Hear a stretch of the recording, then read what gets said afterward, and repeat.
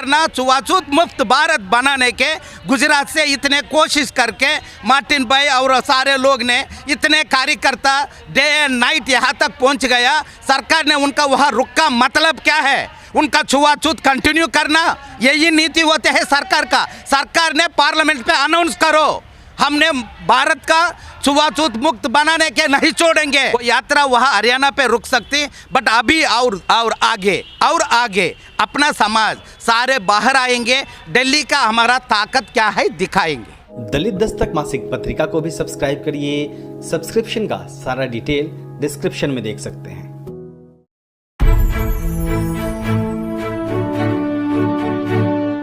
अगर आपने अभी तक दलित दस्तक चैनल को सब्सक्राइब नहीं किया है तो सब्सक्राइब करें, लाइक करें और शेयर भी करें। 1 अगस्त को गुजरात से एक यात्रा चली थी जिसको 8 अगस्त को दिल्ली पहुंचना था। मांग यह थी कि जो आज़ादी के 75 साल हो गए हैं, इसके बावजूद भी देश में जो एक बड़ा तबका छुआछूत झेल रहा है और इस जाति के आधार पर तमाम प्रताड़नाएं झेल रहा है, आखिर देश उसकी बात क्यों नहीं करता? जब देश के प्रधानमंत्री घोषणा करते हैं कि हम आज़ादी का अमृत महोत्सव मनाएंगे आज़ादी के 75 साल होने पे, उस वक्त में वंचित तबके के लोगों ने यह सवाल उठाया कि हमारी जो मूल समस्या है छुआछूत की, जिससे हमारी पीढ़ियां प्रताड़ित होती रही है, आखिर उसके बारे में बात कब होगी और छुआछूत मुक्त भारत कब बनेगा, उसके बारे में बात क्यों नहीं हो रही है। लेकिन जैसे ही 7 तारीख की शाम को वह आंदोलन, वह यात्रा दिल्ली के बॉर्डर पर पहुंचता है, उसको रोक दिया जाता है। और अभी भी उस यात्रा को वहीं रोक दिया गया है ताकि एक बड़े सवाल को दिल्ली आने से रोका जा सके, एक बड़े सवाल पे बातचीत ना हो सके। तमाम लोग बॉर्डर पे बैठे हुए हैं उस जो आंदोलन के साथ, उस यात्रा के साथ आए थे, जबकि उनका एक धड़ा यहाँ अंबेडकर भवन में है, दिल्ली के अंबेडकर भवन में, क्योंकि जो कार्यक्रम था वो यहीं प्रस्तावित था कि वह आंदोलन, वो यात्रा यहाँ आएगी और मिलकर एक सामूहिक बड़ा आंदोलन होगा। आखिर सरकार क्यों नहीं चाहती है कि वो यात्रा दिल्ली पहुँचे और सरकार को क्या डर है? हमारे साथ तमाम लोग जो उस यात्रा से, आंदोलन से जुड़े हुए हैं, जिसमें देश के तमाम अलग अलग राज्यों में, हिस्सों में जो दलित आदिवासी समाज के लिए काम करने वाले लोग हैं वो हैं। कुलदीप जी, आप लोग उस यात्रा से जुड़े हुए हैं, क्या हुआ? क्या आप लोग चाहते थे और क्या हुआ? देखिए, हमारी पूरी यात्रा का कारवा 7 तारीख को 8 को इस अम्बेडकर भवन में पहुंचना था, लेकिन 7 तारीख को शाम 8 बजे जैसे ही हरियाणा बॉर्डर पे आए, हमारी पूरी टीम को रोक लिया गया, जबकि कोई नहीं बताया गया। और फिर रात में 8 बजे हरियाणा बॉर्डर रोका जाता है। तमाम जद्दोजहद के बाद हमारे लोग, क्योंकि हम कोई इस तरीके का प्रदर्शन नहीं कर रहे थे, हम बड़े शांतिपूर्ण तरीके से अम्बेडकर भवन की तरफ आ रहे थे, क्योंकि यहाँ पे हमारा एक कार्यक्रम था। पूरी यात्रा को वहाँ रोका गया। रात में महिलाएं हमारे साथ थीं, बच्चियां हमारे साथ थीं, तमाम लोग, और हमारे साथ 21 लाख 1-1 रुपए के सिक्के और बड़ा सिक्का जो 10,000 किलो के ऊपर का था, उसको लेकर के हम लोग वहाँ पे भी बैठ गए, वहीं सभा शुरू करी। फिर पुलिस ने बोला ठीक है आप गाड़ी में बैठ जाइए। तो हमने कहा कि देखिए, जो हमारे लीडर हैं मार्टिन मकवान जी, उन्होंने वहाँ बोला कि हम जब निकले थे तभी हमने बोला था कि हम दिल्ली जा रहे हैं और ये सिक्का देंगे और 24 घंटे के लिए हम वहाँ रुकेंगे। अगर 24 घंटे में हमारे साथ कोई कम्युनिकेशन नहीं होता है तो हम वापस अपने यहाँ पे लौट जाएंगे और हम समझेंगे कि देश की सरकार छुआछूत के मुद्दे को बात नहीं करना चाहती है और एक तरीके से ये दलितों का अपमान है। तो जब वहाँ पे रोका गया, उसके बाद हम लोग आगे को बढ़े तो शाहजहाँपुर बॉर्डर पे पूरी तरीके से बैरिकेड कर दिया गया और अभी भी हमारे साथी वहीं पे हाईवे के किनारे बैठे हुए हैं। हाँ मोरे साहब, आप बताइए योजना क्या थी आप लोगों की? दिल्ली में आके क्या करना चाहते थे आप लोग? दिल्ली में यहाँ 8 अगस्त को हमने ये आयोजन किया था कि जो 1000 किलो का जो पीतल का सिक्का बनाया हुआ है, जिस पर स्पष्ट लिखा है कि 1947 में जो छुआछूत मुक्त भारत का सपना देखा था, क्या वो 2047 में साकार होगा? यही सवाल महत्वपूर्ण है। आज हम आज़ादी के 75वें साल मना रहे उसी के लिए, क्योंकि 75 साल में छुआछूत के संदर्भ में हमारे देश में क्या हुआ है, छुआछूत बढ़ी है या कम हुई है। हमें देखने को मिलता है कि आज भी हर क्षण के लिए छुआछूत बरकरार है। हर देश में, हमारे पूरे हर राज्य में देश के हर एक नागरिक को इसका भेदभाव का मतलब सामना करना पड़ रहा है। तो 8 तारीख को हमने ये आयोजन किया था आज कि राष्ट्रपति महोदय को हम ये सिक्का दान करेंगे, भेंट करेंगे और यह सिक्का उनके द्वारा जो नई संसद हमारी भारत की बनी है उसमें उसको रखा जाए, ताकि हमारे जितने सांसद हैं, हमारे जितने मंत्री हैं, वहाँ पे जितने भी जनप्रतिनिधि हमारे चुन के गए हैं, उनको याद दिलाया जाए कि आज भी हमारे देश में जाति के आधार पर जो जिसे भेदभाव रोक होता दिया है, गया रोक उसको। रहना चाहिए। यस, जी। तो यही है कि और उसके साथ साथ हमने जो 21 लाख रुपए के जो 1-1 रुपए के सिक्के जो लोगों ने दान में दिए हैं, वो भी हम संसद के लिए भेंट करना चाहते थे राष्ट्रपति के द्वारा, ताकि आज हमारे जो साथियों ने 1-1 रुपए के सिक्के दिए हैं, 2047 में जब 25 साल के बाद हम आज़ादी के 100 साल मनाएंगे, उस समय जितने भी युवा होंगे, जितने भी बच्चे होंगे, उनको याद रहे कि भाई यहाँ पे जो नई संसद बनी है, वहाँ पे हमारा भी योगदान है और हमारा भी वहाँ पे आवाज़ उठना बहुत ज़रूरी है। आप अपना परिचय दीजिए। मैं ममता कुमार बनारस से।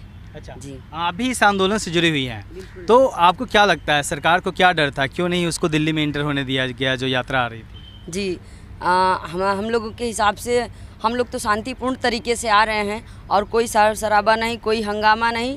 हमारा बस उद्देश्य है कि हम यहाँ अम्बेडकर भवन में सभाएं करेंगे और माननीय राष्ट्रपति जी को। नहीं, लेकिन डर क्या था, आप क्यों नहीं आने दिया सरकार ने? डर उनको है कि ये जो वो लोग आवाज़ उठाना नहीं चाहते, हम लोग को दबाए हैं, वो अगर हम बोलने लगेंगे तो उन लोगों को जवाब कैसे देंगे, वो जवाब नहीं दे पाएंगे। मैं झारखंड से पिंकी कौशल पासवान।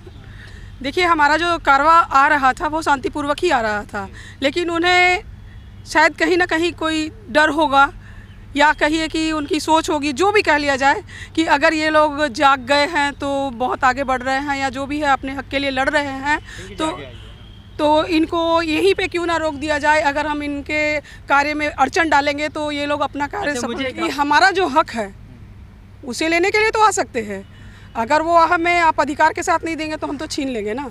तो शायद उन्हें ये भी डर था कि कहीं क्या चाहिए आप लोगों को जो नहीं मिला है आज़ादी के 75 साल बाद भी? हम लोगों को आज भी जो ये छुआछूत है, जातिवाद है, ये सब जो है ख़त्म होना चाहिए। ये हम लोगों को बिल्कुल नहीं चाहिए, समानता मिलनी चाहिए हमें भी। हमारे साथ एक बुजुर्ग भी हैं, आपका नाम क्या है? मेरा नाम जयनारायण कोल है। आपकी उम्र कितनी है? हमारी उम्र इस समय 72वां चल रहा है, अक्टूबर में 72 हो जाएगा। मतलब हम ये कह सकते हैं कि देश को बनते हुए आपने करीब से देखा है। तो देश को आप कैसे देखते हैं, जो आपकी एक उम्र रही होगी 15-16 साल, जब से आपने समाज को, देश को समझना शुरू किया और आज के वक्त में जब आप इस उम्र में पहुँचे हैं, इस जो समाज है अपना दलित आदिवासी समाज, उसकी ज़िंदगी कितनी बदली है? नहीं, बदली तो खैर है, बहुत है। शिक्षा का अधिकार मिल गया है और तमाम तरह की जो विसंगतियाँ रहा करती थी, जितना रहा उतना तो कम तो हुआ है। लेकिन जो सबसे बड़ी बात जिसके लिए यहाँ पर आयोजन किया गया है, छुआछूत वाला, वह कहीं न कहीं चाहे जितना बड़ा अधिकारी है, चाहे जो कि उसको नाम पूछते हैं, क्या नाम है, अगर सीधा नाम बता दिया, आगे पूछते हैं, आगे का मतलब क्या हुआ कि जात मरे, वो लगाते, टाइटल लगाते। लेकिन वो समझते हैं कि हाँ, ये जहाँ कोई टाइटल नहीं है तो समझते हैं कि ये शूद्र है, तो वो तुरंत उसकी निगाह बदल जाती है। तो ये समझना चाहिए। और बाकी और तो बहुत कुछ बढ़ा, बहुत कुछ सारी बातें हैं, सारी सब ठीक हैं, लेकिन अब ये जगह शांतपूर्ण आंदोलन कोई नहीं, मांग है, अपनी गर्ज मैं कह रहा हूँ। तमाम तरह के आप संशोधन किए, तमाम तरह की विसंगतियाँ दूर किया, तो इसको दूर करने के लिए आप प्रयास करते, उनकी बातें सुनते, तो कम से कम उसको रोक दिया। इससे कितना गलत संदेश जाएगा पूरे भारतवर्ष में जितने भी दलित आदिवासी समाज के हैं। और दूसरी बात, मैं तो विशेष कर से कि उत्तर प्रदेश के हम आदिवासी हैं, कोल, और हर एक राज्यों में कोल को जनजाति का दर्जा दिया गया है, लेकिन उत्तर प्रदेश में जनजाति का दर्जा नहीं मिला है। जबकि ये एमपी है, एमपी से ये कदम रखा तो वहाँ पर जनजाति, इधर रखा तो इधर अनुसूचित जाति। ये आपकी एक बड़ी समस्या है उत्तर प्रदेश में। जी, उस पे अलग से बात करते हैं।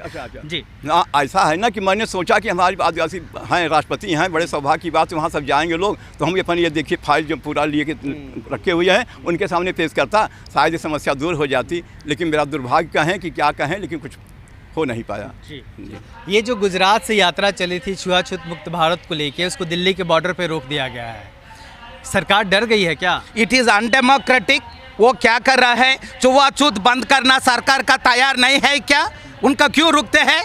मतलब छुआछूत खत्म करना, छुआछूत मुक्त भारत बनाने के गुजरात से इतने कोशिश करके मार्टिन भाई और सारे लोग ने, इतने कार्यकर्ता डे एंड नाइट यहाँ तक पहुँच गया। सरकार ने उनका वहाँ रुका, मतलब क्या है? उनका छुआछूत कंटिन्यू करना, यही नीति होते है सरकार का। सरकार ने पार्लियामेंट पे अनाउंस करो, हमने भारत का छुआछूत मुक्त बनाने के नहीं छोड़ेंगे, हमारा पता है कैसे मुक्त बनाना।